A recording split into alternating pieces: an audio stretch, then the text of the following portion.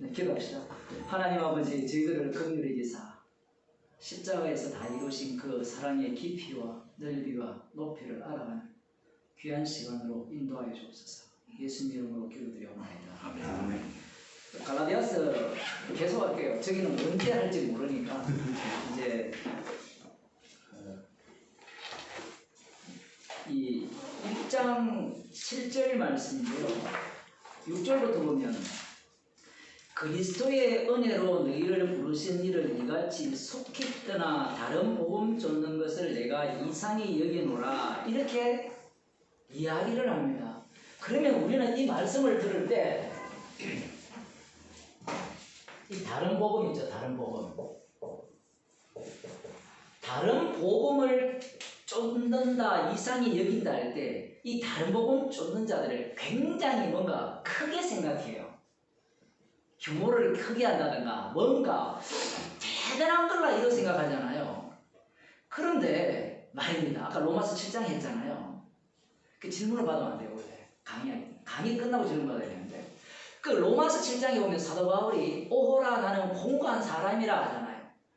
사망의 법과 생명의 법이 싸우잖아요. 서로 싸울 때 100점100패란 말이에요. 100점100패.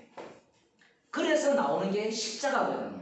우리 주 예수 그리스도로 말미암아 감사하리로다. 달리 말하면 육과 영이 싸우는데 그 육과 영이 싸우면서 최종적으로 나오는 게 십자가죠. 그게 최종성, 영의 최종성이죠. 성령의 최종성이 그렇게 튀어나오게 됩니다.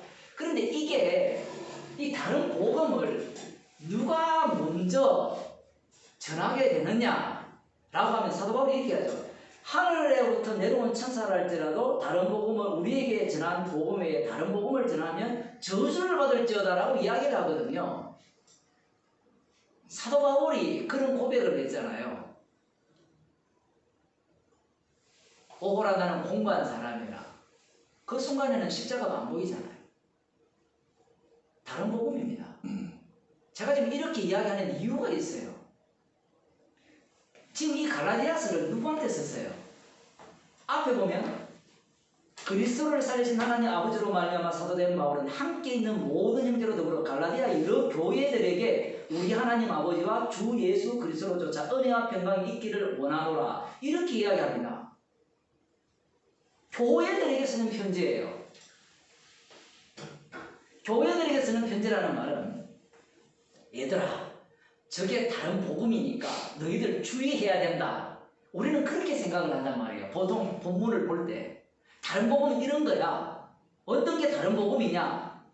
이게 파고 들어가 보면 바울이 전한 복음 외에 다른 복음이다. 그러면 복음은 뭐냐라고 하면 십자가거든요.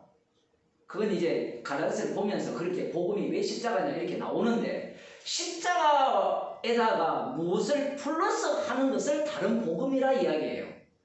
그 플러스 한다는 말은 십자가에서 다 이루셨는데 그 이루심을 부족한 듯이 뭔가를 거기에 집어넣는 거예요. 지금 한 2시간 동안 얘기한 게 그 얘기거든요. 거기에 집어넣는 것이 다른 복음이라는 걸 알아야 된다, 이 얘기입니다. 그러면 집어넣는 게 뭐가 나쁘냐라는 겁니다. 뭐가 나쁘냐? 그건 공로 때문에 그래요. 구약 성경을 읽어보시면 이 아간이 여리고성 전투를 할 때 하나님께서 분명히 하나님께 다 바치라 했거든요.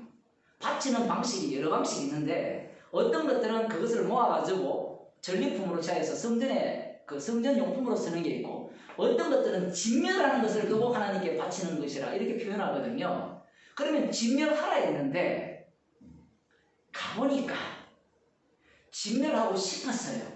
그래서 제가 지금 거절할 수 없는 조건을 자꾸 이야기하는 거예요. 성경을 볼 때 아간도 나쁜 놈이다, 우리는 보통 그렇게 생각하거든요. 그거 하나 유혹 못 이기느냐? 그거 안 그래요. 우리도 몰라요.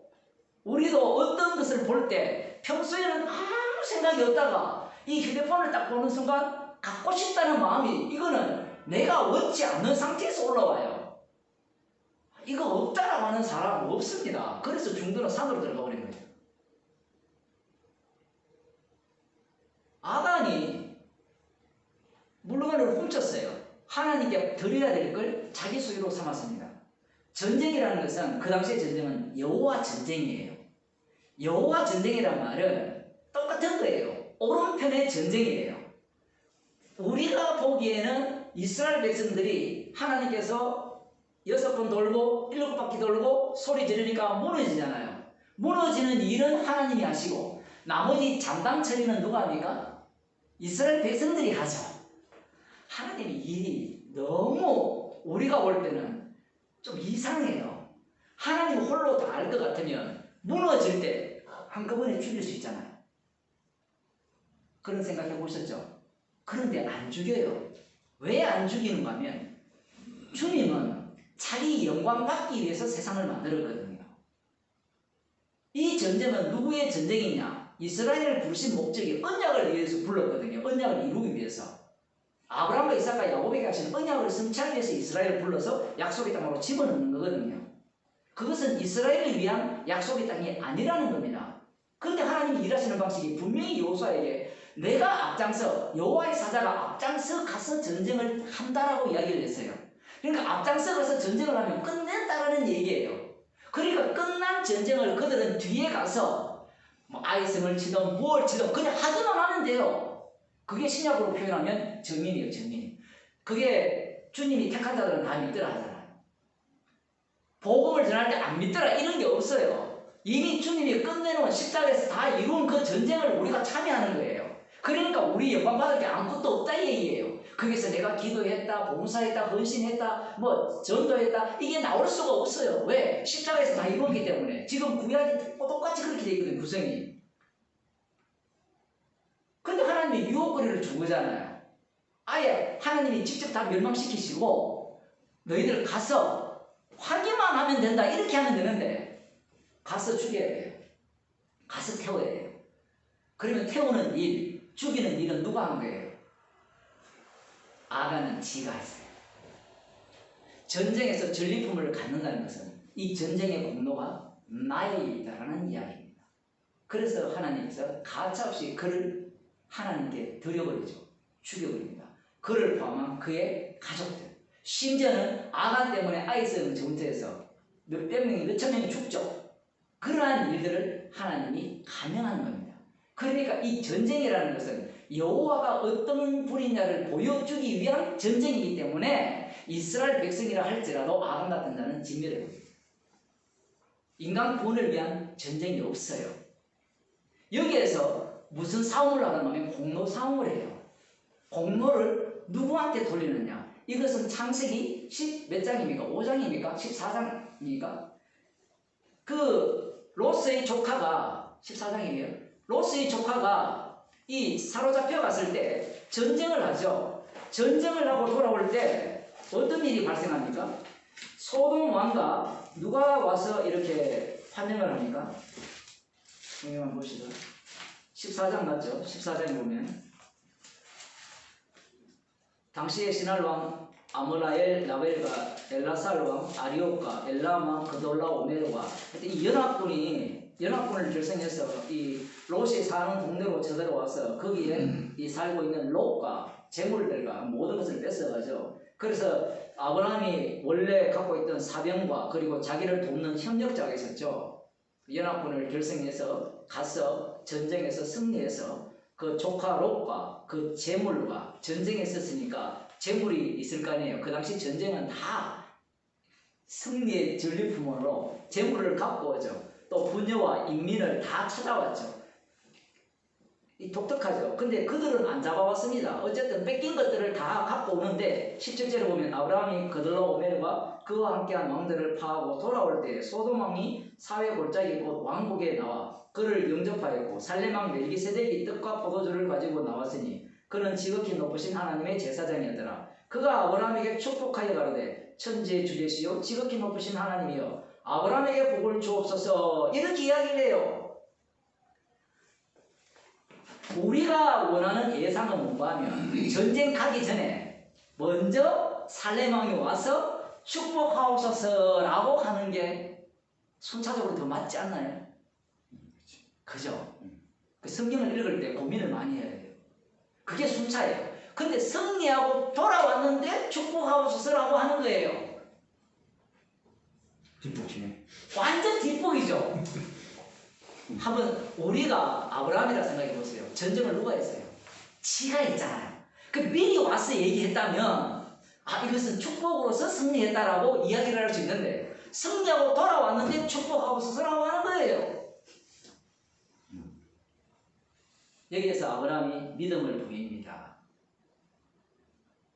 아브라함에게 복을 주옵소서. 너의 대적을 네 손에 붙이신 지극히 높으신 하나님을 찬송할지로다. 이미 복받은 자예요, 아브라함은. 근데 전쟁에서 승리해서 올 때 이야기를 하는 겁니다. 이렇게 하는 이유가 이 전쟁이 누구의 전쟁이었는가를 묻는 겁니다. 이 전쟁은 장차 이스라엘이 전쟁할 때 같은 원리로 작용이 되는 거예요. 그래서 아브라함이 그 얻은 것에서 10분의 1을 멜기세덱에게 줍니다. 이것이 히브리서에서 레인이 태어나기 전에 벌써 허리에 있을 때 11조를 아브라함이 멜기세덱 살로몬 왕에게 바쳤다라고 표현을 하죠.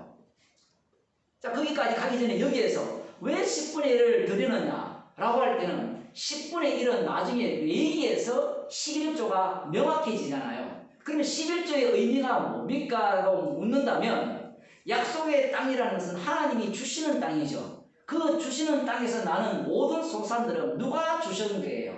하나님이 주셨는데 하나님이 주셨다고 말을 하면 안 돼요. 아까 자꾸 사모님이 하나님이라고 이야기하는데 그게 우상이라는 걸 꿈에도 생각 못해요. 희생 제물로 인한 축복이죠. 출애굽 정신을 가면 어린 양의 피를 통한 축복이에요. 하나님이 줬다 해버리면 우상하고 똑같이 돼버려요. 구약의 하나님도 여전히 자기 희생을 담고 있는 겁니다.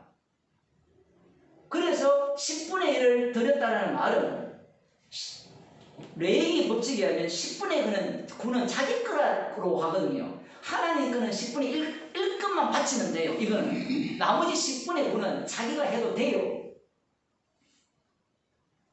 10분의 1을 드림으로 말미암아 이 전쟁은 주님이 먼저 저쪽에서 일으키게 했고 그걸로 오메르가 연합군을 결성해서 조카롯을 잡혀가게 했고 그리고 내가 사병과 함께 연합군을 결성해서 거기에 가서 전쟁을 하게 하셔서 승리케 하게 하심으로 말미암아 이 살렘 왕 멜기세덱을 하기 위해서 멜기세덱에게 10분의 1을 바치게 하게 하신 전쟁이라는 고백을 하는 겁니다. 이 전쟁은 내 전쟁이 아니라는 거예요. 그 고백이 10분의 1입니다. 그러니 나머지 10분의 9는 누가 가져야 되느냐라고 하면 아브라함이 가져도 돼요. 그런데 아브라함이 안 갔습니다. 뭐라고 이야기하는가 하면 이 두 번째 타자가 나오죠. 먼저 살렘왕이 등장하고 멜기세덱이 나오는데 그 다음 소돔왕하고 21절에 보면 소돔왕이 아브라함에게 이르되 사람은 내게 보내고 물품은 네가 취하라 이렇게 이야기하는 이유가 있죠. 네가 전쟁에서 승리했기 때문에 그 전리품은 네가 가져도 된다라는 이야기예요. 이것은 소돔왕 입장에서는 지극히 당연한 이야기거든요. 고맙잖아요. 그래서 네가 전쟁에서 승리했으니까 당신이 가져가세요 라고 하는 겁니다. 그런데 아브라함이 뭐라 합니까? 소돔왕에게 이르되 천지의 주제시여 지극히 높으신 하나님 여호와께서 내가 손을 들어 맹세하노니 네 말이 내가 아브라함으로 치국케 하였다 할까 하여 네게 속한 것은 물론 한 실이나 신들매라도 내가 취하지 아니하리라. 영광을 내가 받지 않겠다는 겁니다. 영광 상음이에요. 이것이 신약시대로 오면 예수 그리스도께서 십자가에서 다 이루시죠. 그 예수님이 11조가 되거든요. 10분의 1을 드림으로 말미암아 예수님이 모든 것을 다 이룹니다. 다 이루었을 때 성도가 할 일은 뭐냐라고 하면 모든 것은 나의 것은 하나님의 은혜라는 겁니다. 은혜라고 고백하면서 십자가를 자랑하는 것이 성도의 삶인 거예요. 지금 아간의 문제가 무엇인가 하면 이 전쟁을 자기 전쟁으로 본 거예요. 여호와 전쟁인데 목사님 그건 아니잖아요 라고 이야기를 해도 그 상황에 딱 들어가는 순간 그전에는 하나님의 전쟁, 여호와 전쟁으로 참여했는데 그 환경이 되니까 자기 전쟁으로 바꿔친 거예요. 그래서 영광을 자기에게 돌린 겁니다. 다른 복음 이야기하다가 이런 얘기를 했는데 다른 복음이라는 것이 저 멀리 있는 것이 아니에요. 그러면 구약 성경에 보면 왜 그 이스라엘 속에 이러한 문제점들이 끝없이 도출됩니까? 출애굽 과정을 보게 되면 수도 없이 도출되잖아요. 그러한 죄들이 왜 그렇게 많은, 다른 복음이잖아요. 쉽게 말하면 왜 그런 식으로 인간들이 모습을 드러내느냐 라고 물으면요, 이 구약을 새롭게 보는 관점이 있어요. 아니, 새롭게 보게 되면 결국은 어린 양의 피를 증거하기 위한 그들의 악한 행실이에요. 왜냐하면 기능이니까. 그들은 구원론으로 들어가면 해석이 안 돼요. 구약은. 왜냐하면 모세도 약속 땅에 못 갔잖아요. 다 진멸당했거든요. 진멸당했으면 우리의 생각에는 불순종했기 때문에, 히브리서에 의하면 불순종한다는 지옥 가잖아요. 한 번 치라 했는데 두 번 쳤잖아요. 그럼 지옥 가야 되는데 모세가 변화산에 나타났죠.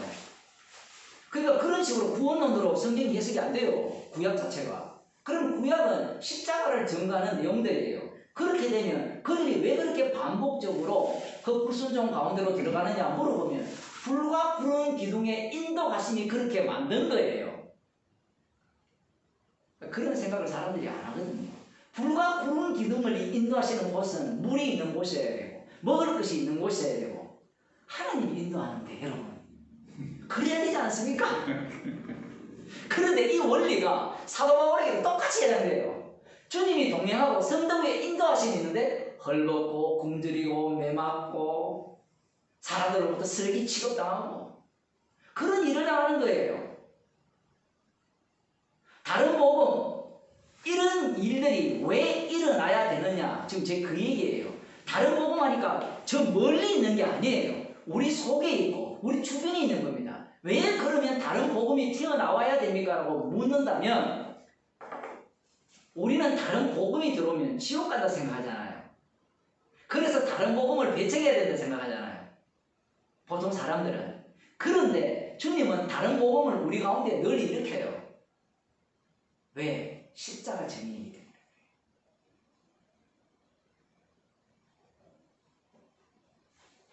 이게 참 원리가 어려운 문제입니다.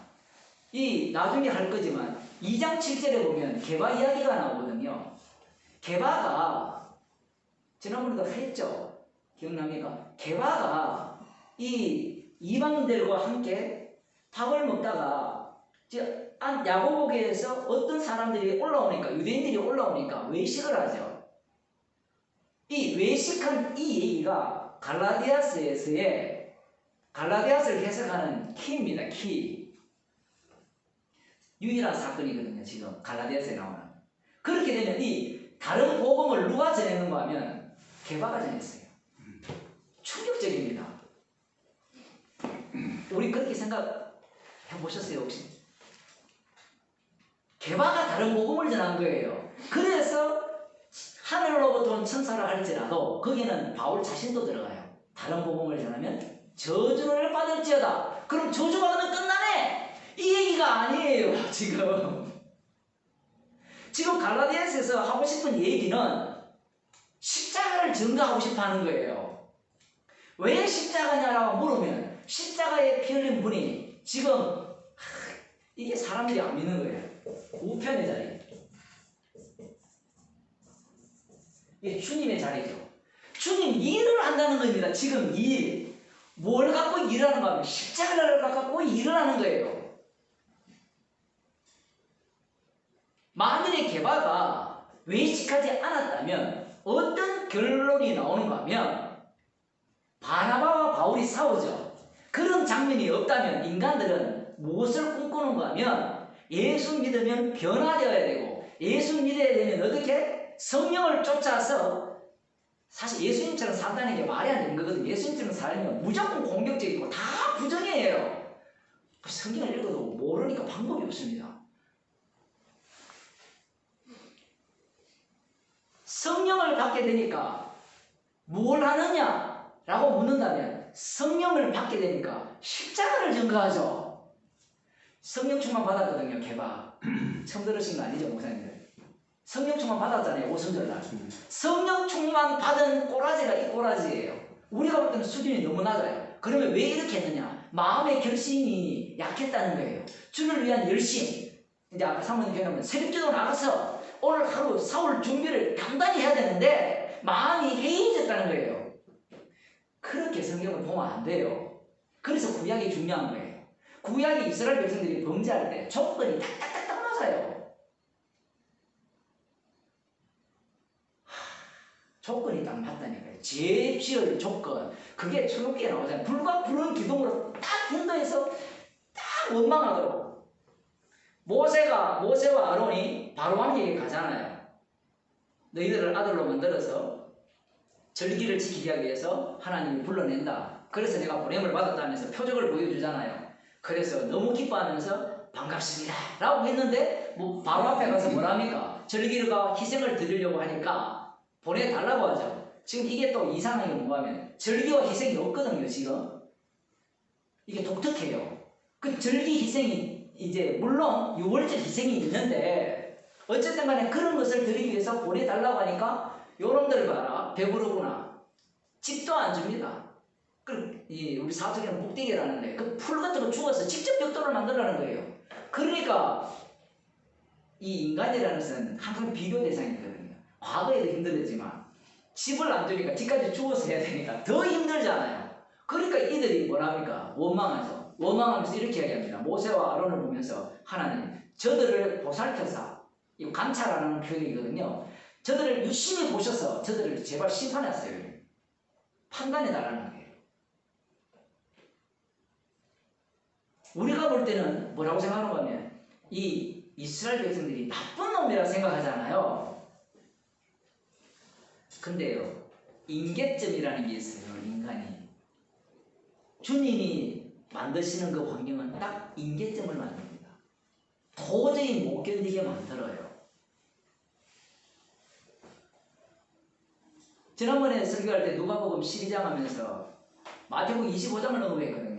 거기에 열처녀 비유가 나오잖아요. 열처녀 비유에서 신랑 맞으러 갔는데 신랑이 언제 오는가 하면요, 인간들이 기다릴 수 있는 그 한계점을 넘었을 때 와요. 다 졸며 죽은 듯이 잘 때 신랑이 와요. 그 조는 시간, 자는 시간이 없었다면 그 미련한 5 처녀들이 기름을 구하러 갔다가 왔죠. 근데 예수님이 뭐랍니까? 그런 저 깨어있으라. 그날과 그 시는 아무도 알지 못한다. 이렇게 표현하거든요. 말이 안 되잖아요. 다 졸며 잤는데 깨어있으라는 말이 성립이 안 되잖아요. 주님의 말씀은 모든 인간들을 가둬놓고 그의 은혜를 증가하기 위한 말씀으로 하시는 말씀입니다. 다른 복음 전하는 것을 이상히 여긴다. 다른 복음 따르는 것을 이상히 여긴다니까 우리는 진짜 복음을 따라요 라고 하거든요. 그래서 진짜 복음을 따르는 무리들이 신천지도 있고 다락방도 있고 개혁주의 교회도 있고 다 그렇게 있죠. 그들은 한결같이 자기를 뭐라고 이야기합니까? 우리 복음은 정통이라 하죠. 우리 교회 오면 천국 갑니다. 우리는 이단이 아닙니다 라고 이야기를 하거든요. 그런데 예수님은 누구를 부르러 왔어요? 죄인을 부르러 왔거든요. 이단을 부르러 왔어요. 사도 바울은 죄인 중에 개수라고 하는데 자기들은 의인이라는 거예요. 죄인이 아니라는 거예요. 우리는 다른 복음 안 쫓는다는 겁니다. 십자가 날려버립니다. 십자가 필요 없어요. 그들에게. 그래서 십자가를 넘어가자는 거예요. 저 아까 논리가 그거거든요. 십자가에서 다 이룬 건 아는데 거기에만 몰면 안 된다는 겁니다. 그러면 어떻게 해야 되는가? 십자가에서 끝났다는 걸로 끝내지 말고 부활한 주님이 있으니까 부활의 능력을 힘입어서 예수 그리스도의 형상을 닮아가고 우리가 새 생명 가운데 살게 하게 했으니까 새 생명 가운데서 살아야 된다는 거예요. 그런데 이 새 생명 가운데서 산다는 게 로마서를 연구해 보면 간단합니다. 오라가는 공부한 사람이라 이게 새 생명 가운데서 사는 거예요. 왜냐하면 뒤에 보면 명령법들이 나오잖아요. 그 법을 지키는 인간 아무도 없어요. 사랑하라 라 나오거든요. 로마서 뒷부분에 12장 이후에 보면 사랑이 뭐냐라고 물으면 우리는 최선을 다해서 사람들에 대해서 사랑을 베풀면 된다고 생각하는데 성경을 그렇게 해석하면 불교죠. 사랑이 뭡니까? 아들의 죽으심이죠. 그러면 요한 1서도 나오잖아요. 형제를 사랑하지 않으면 그죠? 안 된다. 형제를 사랑하는 것이 마땅하다 하거든요. 그 사랑이 사도 바울을 통해서 드러나고 스데반 제사님을 통해서 드러났어요. 그게 뭔가 하면 복음 전파예요. 십자가 복음 전파하는 것이 사랑하는 거예요. 그게 무슨 사랑이냐? 왜 그게 사랑이 아닙니까? 영생을 이야기하는데.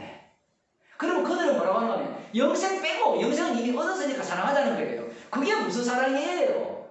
자기 생명을 대속물로 내어준 그 사랑 외에 무슨 사랑이 있습니까? 십자가 기준이 딱 되면 나머지는 다 사랑 아니에요. 그런데 사람들은 그 사랑을 자기 기준에서 생각하고 이해하는 거예요. 새 생명 가운데서 행하는 모습은 간단합니다. 십자가 앞에서 죄인으로 살아가는 모습이에요. 이 말이 일반 개혁교회 성화론을 듣는 사람들은 이해를 못하죠. 뭐가 죄냐?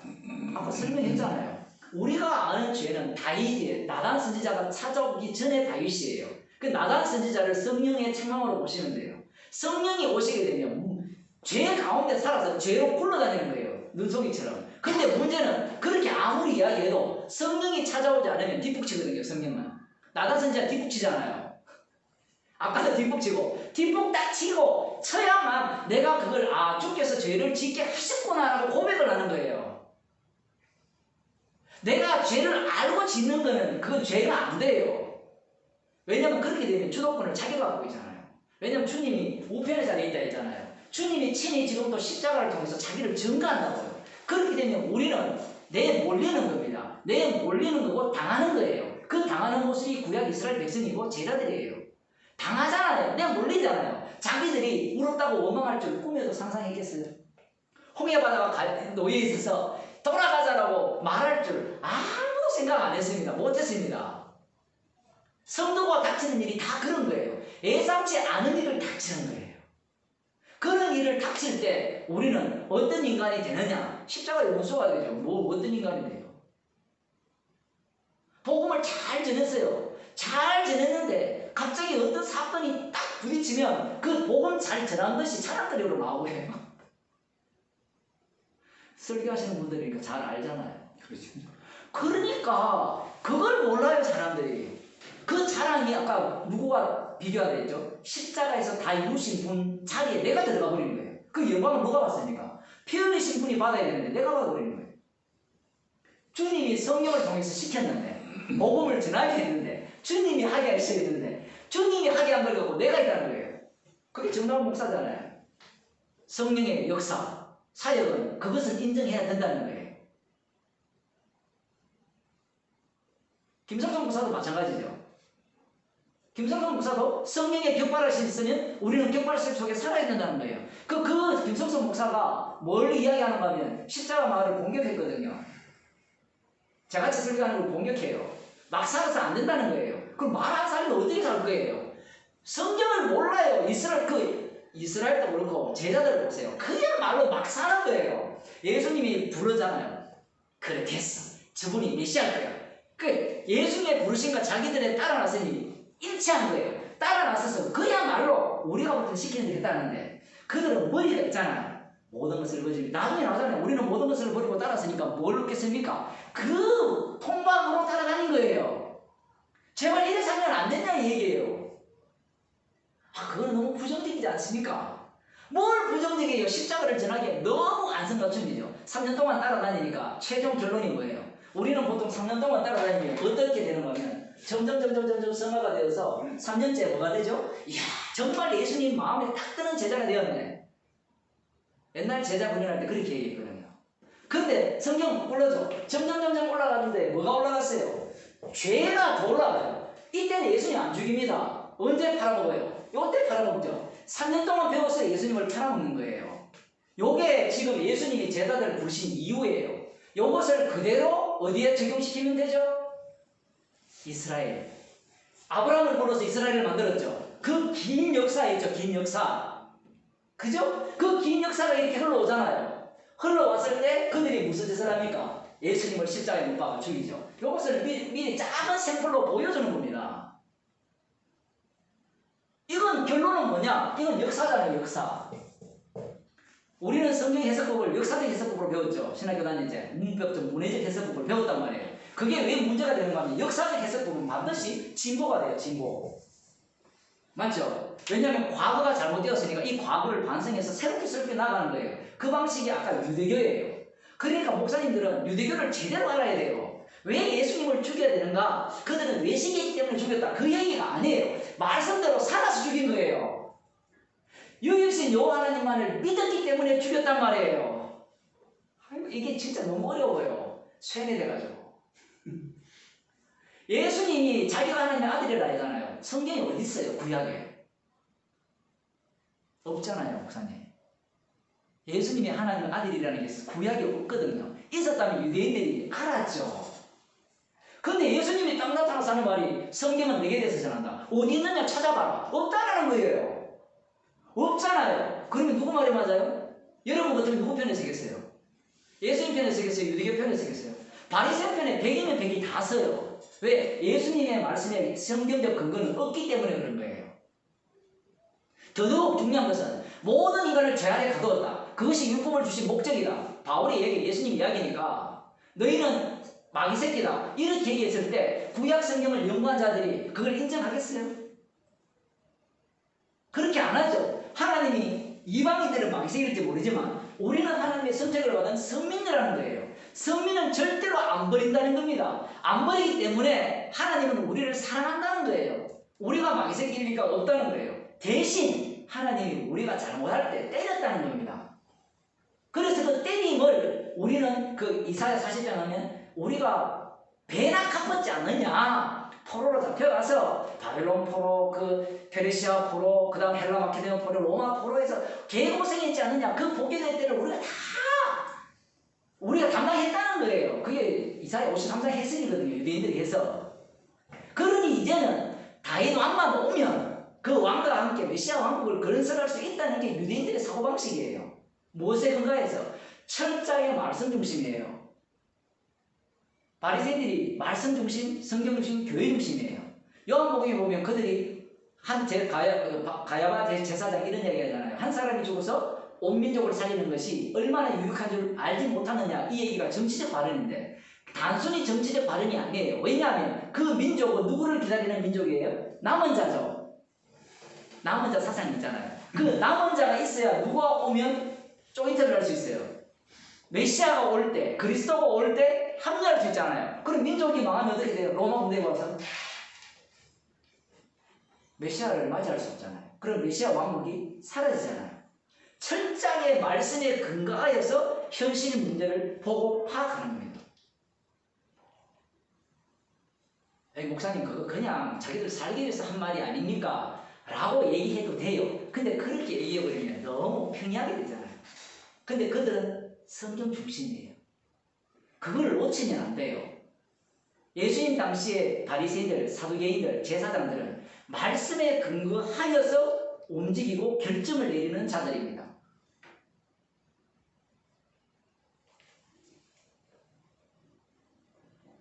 그래서 주님께서 지금 조금 옆으로 갔는데 그 다른 복음 쫓는 것을 내가 이상히 여기노라 이걸 해석을 유대교 수교로 해석하게 되면 어떻게 하는가 하면 우리는 이미 십자가의 피로 구원 받았으니까 그걸 우리가 지키고 사수해야 된다는 거예요. 그런데 개반은 실패했다는 겁니다. 이게 말이 돼요? 그런데 말이 안 되는 이유가 뭐냐면 골로새서 1장 16절에 보면 모든 만물이 그에 의해서 지어졌고 그로 말미암고 그를 위하여 창조됐다거든요. 창조만 했습니까?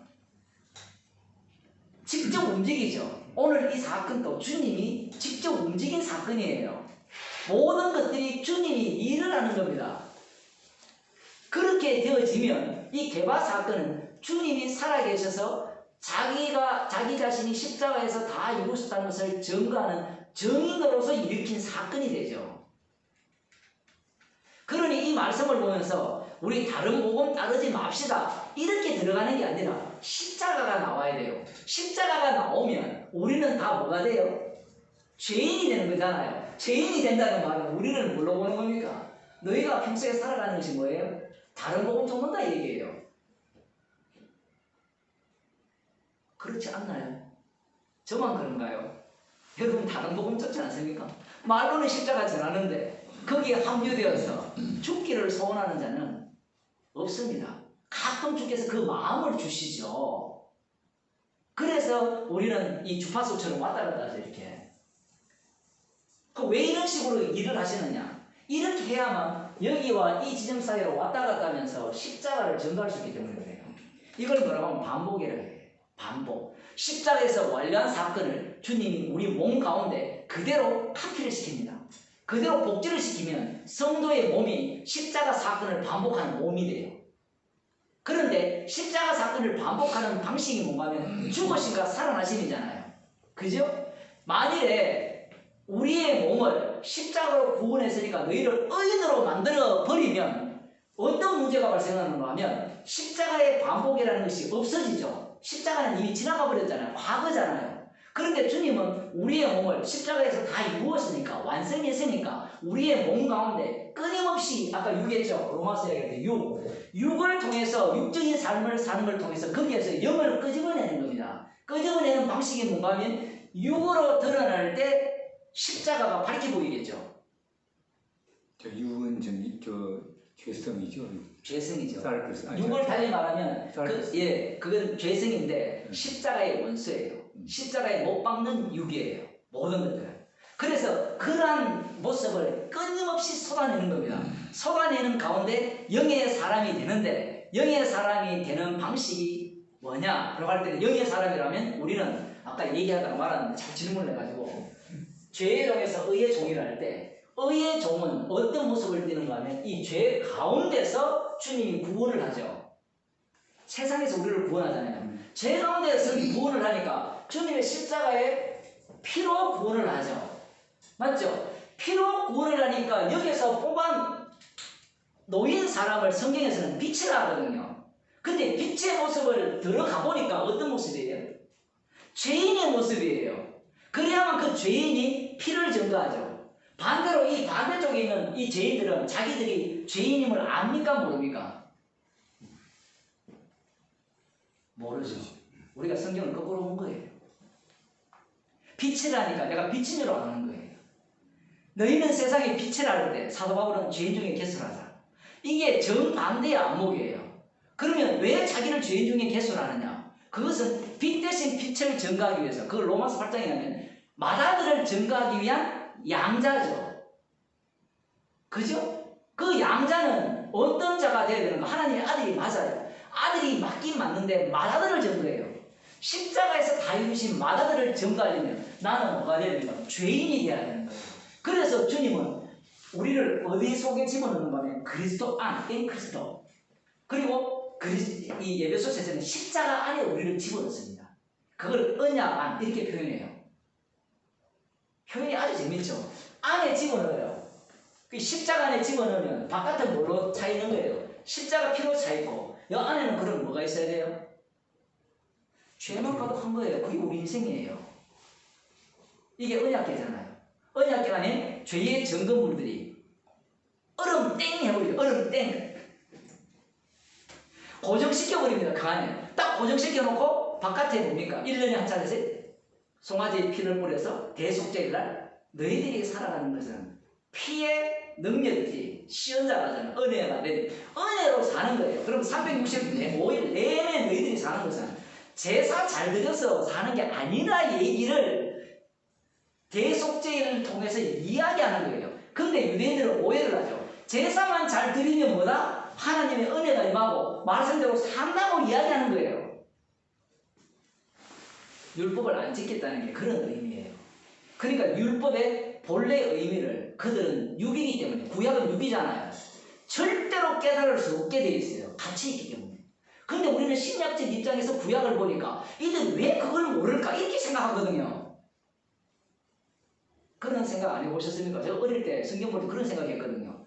그러니까 우리가 성경을 이렇게 신학교에서 배울 때 좀 이렇게 단계를 거쳐서 들어가야 되는데, 성경이 있으니까 그냥 막 들어가요. 이것저것 들어가고. 그리고 구약을 해석할 때도 신약식으로 해석해버리고. 완전히 이게 그렇게 되니까 결국은 해석법이 하나밖에 안 나오잖아요. 유대교식 해석법, 역사적 해석법이 안 나오게 돼 있어요. 그것밖에 없습니다. 해석법 자체가. 주님이 우리를 부르신 이유는 주의 증인 삼기 위해서 불렀잖아요. 그러면 어떻게 주의 증인이 되느냐 할 때는 성령이 와야 되죠. 그럼 성령은 예수님에 대해서 증거하는 방식을 취하는데 어떤 예수님에 대해서 증거하는가 하면 십자가에서 다 이루신 예수님을 증거하죠. 그러면 그 십자가에서 다 이루신 예수님을 증거하는 방식은 독특합니다. 책망의 방식이에요. 토요일날 대치동에서 말씀드릴 때 그 얘기했어요. 성령께서는 아들의 이름을 증거하는 방식을 책망의 방식으로 다가와요. 그래서 십자가에서 다 이루었다는 방식으로 성령께서는 일을 하십니다. 그래서 성령 충만 받았다라고 할 때는 그 사람에게는 십자가 외에는 잘하는 것이 없습니다 라는 고백을 하는 거예요. 이게 말이 안 되죠. 왜냐하면 우리가 갖고 있는 성령 충만은 뭔가 하면요, 삼손같이 성령이 오면 뭔가 변화가 돼가지고 뭔가 마음도 기쁘고 아까 사모님처럼 막 기도할 때 기쁘고 신나고 그게 성령 충만을 생각하는 거예요. 그게 아니에요. 예수님이 누가복음 4장입니까? 베드로에게 오른편에 그물을 던지라 라고 할 때 던져줄 때 고기가 많이 잡혔잖아요. 그때 베드로가 뭐라 합니까? 주여, 저는 죄인으로서이다. 나를 떠나소서. 깜빡 보여주는 겁니다. 그게 바로 성령 충만 받은 자의 본보기예요. 그래서 그들이 자랑하는 게 뭐냐라고 하면 어떻게 산다라는 이야기를 하지 않아요. 내가 무슨 일을 해도 새기도를 하든 말씀을 전하든 이 모든 일은 십자가에서 다 이루신 일의 회방꾼으로서의 일입니다. 그러면 그 쓸데없는 일을 왜 합니까? 라고 물으면 그 이유가 아까 아간 이야기예요. 이스라엘 백성이 여리고성 전투를 할 때 어떻게 합니까? 하나님이 왕창 무너뜨리고 들어가서 잔당을 처리하게 하죠. 처리하게 함으로 말미암아 증인 삼는 겁니다. 증인. 그래서 주님이 홀로 다 하셨는데 다 끝냈는데 끝난 자리에 자기 백성이 투입이 된 거예요. 투입된 이유는 어떤 이유로 투입되느냐? 그걸 사도행전 3장에 보면 베드로와 요한이 성전 민문의 안전뱅이를 고쳤을 때 사람들은 그 사람의 경건과 개인의 경건과 능력으로 했다고 하잖아요. 아까 자꾸 나의 경건, 나의 능력이 나오는데 그게 안 나옵니다. 성경에는. 나의 능력, 나의 경건이 없어요. 그러면 그들은 뭐라고 얘기하는 거냐면 너희가 십자가에 못 박았는데 예수님이 이를 성하겠다는 거예요. 예수님이 십자가로 승리해서 사망에서 생명으로 옮겼다라고 증거하는 거예요. 놀랍죠? 그게 바로 증인입니다. 거기에서 무엇이 이루어졌어요? 자기 부인이 이루어졌죠. 자기 부인이 이루어졌잖아요. 자기들이 한 게 아니다. 그럼 자기를 부인한다는 것은 자기는 어떤 자리에 있다는 거예요? 항상 다른 복음 쫓는 자리에 있다는 얘기예요. 그게 성령의 길이에요. 근데 우리 갈라디아서를 들어갈 때 사람들은 다른 복음 이야기 딱 하면 진짜 복음을 이야기하죠. 그 루터의 이 갈라디아서 주석을 보면 그 당시에 가톨릭 같은 경우에는 행위로 구원을 얻는다라고 이야기를 하잖아요. 심지어 면죄부 사건도 있으니까. 그러한 것들이 있으니까 고민을 하다가 아무래도 안 되더라. 그러니까 성경에 보면 믿음으로 말미암아 의롭게 되더라 라고 이야기를 하니까 믿음으로 말미암는 게 정답이야 라고 생각을 하는 거예요. 맞죠? 그게 개혁주의잖아요. 근데 그게 진짜 복음이에요. 믿음으로 말미암아 구원을 얻는다. 믿으면 되는데 그게 복음일까요? 그게 복음이 안 되는 이유가 주님이 오른편의 자리에 살아계시다는 걸 날려버려요. 그럼 뭐만 남는가 하면 바른 성경을 가르쳐서 바른 예수님의 믿음으로 구원 얻은 걸 믿습니다만 되면 구원이 되어버려요. 그렇게 되면 역시 어디에 들어가요? 그 사람은 또 의인이 되죠. 자기는 옳은 복음을 전하잖아요. 죄인 중에 개수가 안 된다니까요. 왜냐하면 진리를 내가 믿었잖아요. 지금 사도 바울이 이런 이야기를 하는 이유가 있어요. 십자가신 그분이 자기의 피로 다 이루었다고 얘기를 하는데 이 갈라디아 교인들은 그 다 이루심 속에 그걸 안 믿는 게 아니에요. 믿는다니까요. 왜냐하면 바울이 전한 복음을 들었잖아요. 그걸 염두에 둬야 돼요. 바울이 전한 복음을 내가 전한 복음을 이같이 속기 떠난 이유를 진짜 모르겠다. 라고 하는데 복음을 안 들은 게 아니에요. 들었는데 순식간에 그들은 다른 복음을 쫓는 거예요. 그러면 다른 복음 쫓으면 저주를 받을 줄 알잖아요. 그러면 얘기를 왜 해요? 왜 할까요? 우리는 다른 복음 쫓는 게 끝이라 생각하잖아요. 그게 아니에요. 방금 이야기했잖아요. 교회라는 것은 피가 전파되는 곳이지, 옳은 복음 들었다, 다른 복음 들으니까 너는 아니야, 이게 교회가 아니라는 거예요. 그래서 말씀대로 한다는 교회의 문제가 뭔가 하면 우리는 바른 복음을 전하니까 주님이 기뻐할 거라는 생각을 갖고 있는 거예요. 오늘도 그런 설교할 때 그런 얘기를 했거든요. 청지기가 있는데 적게 맡은 청지기가 있고 많이 맡은, 요 이야기하고 끝낼게요. 많이 맡은 청지기가 있는데 주님이 원하시는 것은 많이 맡은 자에게는 많이 요구할 것이고 적게 맡은 자에게는 적게 요구하는데 그 받은 대로 제대로 내어놓지 않는 자는 두 동강 낸다. 음이 때린다라고 성경이 되어 있는데 실제로는 두 동강 낸다는 거예요. 헬라어로 보면. 두 동강 내버리겠다. 지옥 보내겠다 이야기예요. 근데 누구를 지옥 보내요? 청지기를 지옥 보내겠다는 거예요. 이게 말이 안 되거든요. 청지기면 열처녀는 이미 신랑을 맞이하러 갔잖아요. 근데 맞이하러 갔으면 다 천국 넣어야 되잖아요. 잘라버리죠. 왜? 교회라는 것은 십자가에서 다 이루었다. 다 이룬 게 뭔가 하면 언약을 이루면 예수님이 주님이 되죠. 그 주님이 십자가를 통해서 용서할 자는 용서하고 지옥 보낼 자는 지옥 보냄을 증거하는 것이 교회예요. 그래서 교회 안에 무슨 현상이 일어나는 거예요? 쪼개는 현상이 일어나는 거예요.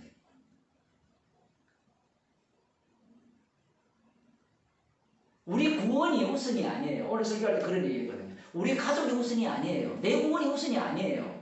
주님의 피만 남도록 하는 게 주님의 조치예요. 그걸 위해서 교회가 존재하는 겁니다. 그래서 갈라디아 교회를 주께서 다른 복음 쫓는 곳으로 만들었어요.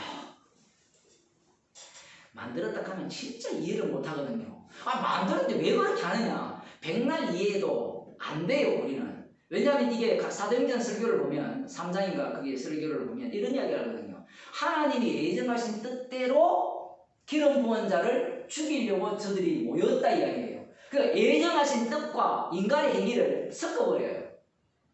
그러면 우리는 순서를 어떻게 하는가 하면 예정하신 뜻이니까 저들이 죽으려고 모였다 이렇게 해석하잖아요. 근데 이 땅에서는 거꾸로 일어나죠. 핍박을 당하니까 어떻게 해석해요? 주께서 약속대로 이렇게 이루었다 이렇게 들어가는 거거든요. 근데 교회는 예정이 되었으니까 될 거라 하는 거예요. 지가 믿고 가는 거예요. 믿고 가는 게 없어요. 주님은 뒷북칩니다. 그래서 우리는 지나고 난 뒤에 비로소 주께서 그 일을 우리 가운데 조성하시고 이루셨다는 사실을 알게 되는 거예요. 그럼 간단하죠. 지금 다른 복음 쫓는 것을 내가 이상히 여기노라. 그 다음 나오는 게 다른 복음은 없나니 다만 어떤 사람들이 너희를 요란케 하여 그리스도의 복음을 변하려 함이라. 이건 어떤 사람이죠. 어떤 사람. 어떤 사람이 누굴까요? 이게 제일 재밌어요. 어떤 사람이라고 표현한 이유는 그거는 나도 되고 너도 되고 누구나가 다 되는 거예요. 우리는 언제나 복음을 변하게 하려고 하는 그런 인간들입니다. 그런데 주님께서 사도 바울을 통해서 어떻게 합니까? 책망하죠. 책망. 지금 책망하잖아요. 그 책망이 누구의 일이라 했습니까? 성령의 일이라. 사도 바울이 성령을 받고 책망을 가합니다. 책망을 가할 때 그 교회에서 나오는 게 뭘까요? 둘로 쪼개지죠. 하나는 십자가 앞에서 죄인이 되고 다른 하나는 뭐예요? 네가 뭐냐 이렇게 나오죠. 그 결론은 우리는 아무도 몰라요. 그러면서 너희를 요란케 한다는 게 나오죠. 요란케 한다는 게 이 얘기가 뭔가 하면 인간의 본성이 선악과를 따먹기 때문에 가만히 있는 걸 못 견뎌요. 뭔가 선악이라는 것은 내 행위를 통해서만 뭔가 이루어질 거고 하나님께 영광이 된다는 것도 내 아무것도 안 했는데 영광이 된다는 게 믿겨집니까? 사람이 그걸 못 믿어요. 내가 아무것도 하지 않고 죄만 지었는데 영광이 된다. 성경에서는 그게 영광이 된다 하거든요. 죄 없으신 분을 죄 있는 자로 집어넣어가지고 우리를 죄인을 하나님의 의가 되게 했다는 거거든요. 그게 바로 하나님의 영광이거든요. 그러면 그 의가 된 인간은 죄인이었거든요. 한 게 아무것도 없어요. 아무것도 없는 게 아니라 이건 좀 오해죠. 죄덩어리로서 죄인으로서 살았을 뿐이에요. 그게 영광이 된다는 거예요. 그걸 못 견딥니다. 예수 믿어도 복음 알아도 안 되죠. 다시 돌아가잖아요. 저도 마찬가지예요. 이게 이 육이 죽을 때까지 돌아가요. 그래서 이 다른 복음 쫓는 것을 이상 여긴다는 말이 남한테 하는 얘기가 아니고 여기 앉아있는 복음, 진짜 복음을 아는 자에게만 해당되는 말씀이에요. 아, 저놈 다른 복음 쫓아 이 얘기 하려고 하는 이야기가 아니에요. 왜? 성경 말씀은 성령을 통해서 누구에게만 이야기할까요? 자기 백성에게만 이야기를 해요. 저쪽은 다른 복음이 무엇이고 필요 없습니다. 그들은 인간의 본성을 따라가죠. 영으로 시작했다고 육으로 마치는 겁니다. 십자가에서 다 이루었다. 내 그거 맞아. 믿어.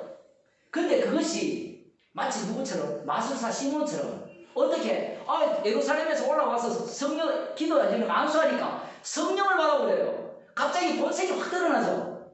이게 성령이 재밌어요. 그래서 그 전까지는 마술사 시몬이 믿음 있는 사람이잖아요. 누가 봐도 믿음이 있죠. 왜냐하면 자기가 마술하는 짓을 다 버렸잖아요. 모든 것을 버리고 예수님을 따랐거든요. 쉽게 말하면. 그런데 어떤 사건, 자기가 예측 못한 그 성령이 임하는 사건을 딱 보는 순간 지도 지 속에 그게 있는 줄 꿈에도 생각 못했어요. 그 정도 버렸다면 그 믿음이 진심 아니었을까요? 제발 성경을 우리 목사님 그렇게 읽으실 거예요. 제발 그들의 진심을 좀 보셔야 돼요. 그 정도로 버리고 따랐다면 진심이라니까요. 근데 그 진심이 언제 뽀록 나느냐? 세례를 줄 때 성령이 임하는 사건, 그게 굉장히 중요해요. 그 사도행전에서는 단순히 그게 그 옆에서 있는 사건이 아니고 그런 자를 거기에 집어넣는 이유가 교회로 이런 자들이 깡하나 얘기예요. 앞으로 그런 자들이 있어야 무슨 사건이 일어납니까? 십자가 사건이 반복되거든요. 누가 누구를 핍박해요? 똑같은 원리가 돼요. 예수님을 제대로 믿는다고 하는 자들이 예수님의 십자가의 공로를 증거하는 자들을 미워하고 핍박합니다. 하나님에 대한 열심이 있는 자들이 예수님을 죽였죠. 사도 바울이 그랬죠. 그죠? 똑같은 원리가 그대로 적용됩니다. 우리가 볼 때는 교회 안에 지금 이게 누가 핍박받아요? 지금 갈라디아 교회를 쓰고 사도 바울이 공격받는 거예요. 왜 공격받느냐? 그 이유가 이렇습니다. 그 사람들이 전하는 다른 복음이 사람들이 듣기에 합리적이고 논리적이에요. 십자가 피로 구원받았으면 우리 가만히 있어서 돼요? 안 된다는 얘기예요. 그럼 어떻게 살아야 되느냐 얘기예요. 그러면 그 당시에 구약밖에 없으니까 말씀대로 사는 게 안식일을 왜 이렇게 강요하는 거냐면 이사야에서 보면 안식일 지키라 하거든요. 영원한 규례라 하거든요. 안식일을 안 지켜서 망했거든요. 절기를 제대로 안 지켜서 망했단 말이에요. 그래서 날과 절기 이런 것들 안식일을 열심히 지켜야 되지 않느냐. 그게 뭐가 나쁘냐 얘기예요. 하나님 사랑하는 모습인데 문제가 있어요. 뭐가 나쁘냐 문제가 아니라 그걸 이야기하고 그걸 지키라고 하는 순간 그 일을 행한 자는 그 행함을 통해서 자기 영광을 받게 되어 있습니다. 그걸 지금 지적하는 거예요. 그럼 목사님 아무것도 하지 말라는 말이니까 그 얘기가 아니고 좀 우리가 책망당해라 얘기예요. 그런데 문제는 그 일을 행하는 자들은 자기가 행한 것이 의롭고 하나님께 영광이 된다고 생각하기 때문에 책망을 받을까요? 성령이 있다면 받겠죠. 성령이 없으면 책망 안 받습니다. 거기에서 쪼개지죠. 갈라집니다. 무섭죠? 어디에서 다른 복음이 나옵니까? 복음에서 다른 복음. 이 이야기는 제가 지어내는 게 아니죠. 예수님의 제자에게서 예수님을 팔아먹는 자가 나오죠. 그러면 그런 사건이 발생하면 십자가 사건이 다시 교회 안에서 반복이 되는 겁니다. 지금 사도 바울이 하는 이야기가 계속 갈라디아 사람이 그 얘기를 하는데 뭔가 바른 교회, 바른 복음을 설명하기 위한 내용이 아니라는 걸 알아야 돼요. 왜냐하면 주님이 살아계시잖아요. 살아계셔서 십자가에서 다 이루어졌다는 것을 친히 자기 증거를 하시는 그 내용이 지금 이 스신을 통해서 드러나는 겁니다. 그래서 이 그리스도의 복음을 변하려 함이라. 그러니까 이 바꾸겠다는 거예요. 복음을. 바꿀 게 아니잖아요. 원래 복음은 고스란히 있고 거기에 우리가 하나님에 대한 사랑을 더할 뿐이잖아요. 행위를 더할 뿐이잖아요. 예를 들어 새벽기도 더할 뿐이에요. 뭔가를 더할 뿐인데 그것을 법으로 이야기하는 거예요. 하나님을 사랑한다면 마땅히 이렇게 해야 된다는 거예요. 복음 변형은 우리가 볼 때는 당연한 것 같은데 주님의 입장에서 보면 호라 인간의 열심이 변형을 만들어냅니다. 그래서 줄기차게 제가 설교하는 것도 죄라고 하는 거예요. 왜냐하면 성령을 받아서 복음을 전하는 것이 죄가 안 되거든요. 어떤 문제가 발생하겠어요? 그러면 100명이 설교를 한다. 그럼 그들은 죄인이 아니에요. 그럼 십자가는 어디서 찾아요? 십자가가 어떻게 전파될까요? 혹 요것만 하고 마십시다. 혹 하늘로부터 온 천사를 할지라도 우리가 너희에게 전한 복음에 다른 복음을 전하면 저주를 받을지어다. 이 말은 바울이 평생 자기는 저주받는 인생으로 사는 겁니다. 십자가만을 자랑한다는 것은 이 죽을 때까지 육이잖아요. 육. 그래서 십자가를 자랑하는 영의 사람인 거예요. 얘기가 너무 다르죠. 기존의 주석들을 쭉 한번 보세요. 정답을 계속 제시를 해요. 정답을. 다른 복음은 이렇고 어떻고 이 얘기를 하는데 그렇게 되면 우리는 책망받을 게 하나도 없어요. 그래? 복음을 변개하는 게 다른 복음이야. 그래 나는 그러면 변개 안 한 복음 따르면 되지. 이런 태도잖아요. 갈라디아서 대부분 그렇게 해석하거든요. 믿음으로 얻는 구원, 행위로 말지 않는 구원, 율법은 죄 아래 가둬두는 거다. 몽학선생 아래 있게 하는 거다. 그게 율법이다. 그러면 진짜 복음은 뭐냐? 예수 그리스도로 말미암아 의롭게 되는 거다. 말씀은 살아서 역사합니다. 기도합시다. 하나님 아버지, 말씀이 살아서 역사하고 우리를 찔러 쪼갠다는 것은 주께서 지금 이 십자가를 통해서 다 이루셨고 그 십자가를 갖고 우리를 십자가의 증인으로 주님의 증인으로 세워나가심을 저희들에게 알려주심을 감사드립니다. 이 일에 참여하게 된 것이 얼마나 복되고 기쁘고 감사한 일인지 죄가 닿은 곳에 은혜가 넘친다는 그 주님의 말씀의 그 은혜를 깊이 알아가는 주의 백성이 되게 하여 주옵소서. 예수님 이름으로 기도드리옵나이다.